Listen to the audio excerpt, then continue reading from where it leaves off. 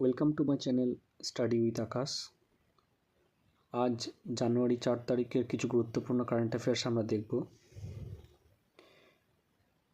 United Nations security কাউন্সিলের নতুন 5টি সদস্য দেশ হলো ডেনমার্ক, গ্রিস, পাকিস্তান, পানামা এবং সোমালিয়া। ইউনাইটেড নেশনস সিকিউরিটি কাউন্সিলে 5টি পার্মানেন্ট মেম্বার বা স্থায়ী দেশ আর 10টি অস্থায়ী দেশ থাকে।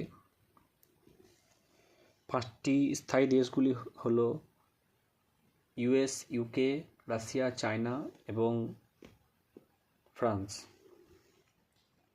প্রজেক্ট ভিস্তার লঞ্চ করেছে আইআইটি মাদ্রাজ এবং মিনিস্ট্রি অফ এগ্রিকালচার কৃষিতে ডিজিটাল রেভলিউশন আনার জন্য। 31st national children science Congress অনুষ্ঠিত হবে মধ্যপ্রদেশের ভোপালে। এটির থিম হলো understanding ecosystem for health and wellbeing.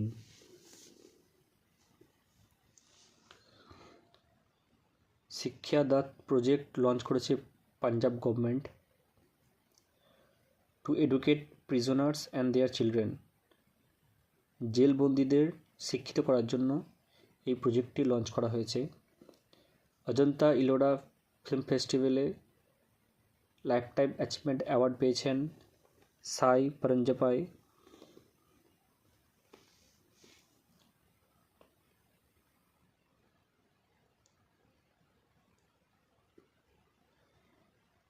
AI chatbot সেবা লঞ্চ করেছে SEBI to help investor. Asian development ব্যাংকের নতুন সদস্য দেশ হলো ইসরায়েল। নিউ ডেভেলপমেন্ট ব্যাংকের নতুন সদস্য দেশ হলো আলজেরিয়া। সাংহাই কোঅপারেশন অর্গানাইজেশনের নতুন সদস্য দেশ হলো বেলারুশ। NATO, Sweden. G20-তে যোগদান করেছে আফ্রিকা ইউনিয়ন। ব্রিক্সের নতুন 5টি সদস্য দেশ হলো UAE, Iran, Egypt, Saudi Arabia এবং ইথিওপিয়া। সিবিএসসি লঞ্চ করেছে সফল প্রোগ্রাম। তরঙ্গ শক্তি একটি এক্সারসাইজ যেটি হোস্ট করে ইন্ডিয়ান এয়ারফোর্স। এটি যোধপুর এবং তামিলনাড়ুতে অনুষ্ঠিত হয়েছে।